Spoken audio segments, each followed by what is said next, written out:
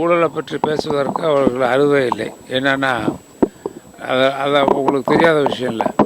இன்றைக்கி பிஜேபி மேலே எவ்வளவு குற்றச்சாட்டுகள் இருக்குதுன்னு உங்களுக்கு தெரியும். நான் அதை பற்றி சொல்ல விரும்பவில்லை.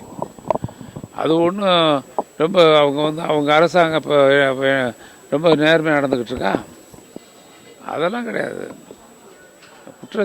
குற்றச்சாட்டு சொல்கிறது அது சரியா இல்லை. மக்கள் தெளிவாக இருக்கிறார்கள். ஏதோ அவர்கள் சாக்கிற்காக எதுவுமே சொல்ல முடியல. என்றைக்கோ ஒன்று அது கடைந்தெடுத்த பொய்யை இன்றைக்கு மூலதனமாக வைத்து அரசியல் செய்து வருகிறார்கள். கடைந்தெடுத்த பொய். தேர்தலில் எந்த விதமான மாற்றம் வராது. பீகார் வராது, வேறு எந்த இதுவும் வராது, மகாராஷ்டிரா மாதிரியில் வராது. அந்த இதெல்லாம் இங்கே எடுபடாது. தமிழ்நாட்டில் அவர்கள் வெற்றி பெறவே முடியாது. இன்னும் அவங்க கூட்டணியே வரலையா? அவங்க ரெண்டுத்துக்கும், பிஜேபிக்கும் ஏடிபிக்கும் கூட்டணி இருக்கா? எங்கேயாவது நீங்கள் பார்த்தீங்களா? கூட்டணி இல்லை அவங்களுக்குள்ள. ஆக மொத்தம் அந்த கூட்டணி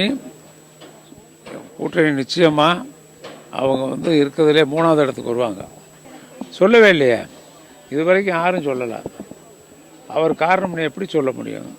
ஏதாவது காரணம் இருக்கணும்ல. அதெல்லாம் கிடையாது. அது இல்லை, தேர்தலுக்காண்டி என்ன வேணாலும் போய் பேசுவாங்க.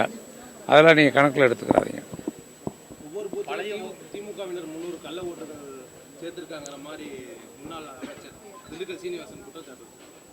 கள்ள ஓட்டா? கள்ள ஓட்டுனா இல்லை, கள்ள ஓட்டுங்கிறது எப்படி இருக்கும்? அவர் தான் சொல்லணும். கள்ள ஓட்டு எப்படி இருக்கும்னு அவர் தான் சொல்லணும். நல்ல ஓட்டு கள்ள ஓட்டு எப்படி? கள்ள ஓட்டு ஒரு ஒரு வாக்குச்சாவடியில் போய் உங்கள் பேரில் இருக்க ஓட்டை நான் போட்டால் தான் கள்ள ஓட்டு. அப்படிலாம் போட முடியாதுங்க. எதுக்கு அடையாள அட்டை இருக்குது, எல்லாம் இருக்குது. நீங்கள் ஸ்லிப் கொண்டு போய் கொடுக்கணும். கள்ள ஓட்டே போட முடியாதுங்க. ஒரு ஓட்டு கூட போட முடியாது கள்ள ஓட்டு. அது அதாவது தோற்க போகிறதுக்கு ஏதோ சாக்கு கிரவுண்ட் ரெடி பண்ணுறாங்க. நாளைக்கு தோற்ற உடனே என்ன சொல்லலாங்கிறதுக்கு ஒரு கிரவுண்ட்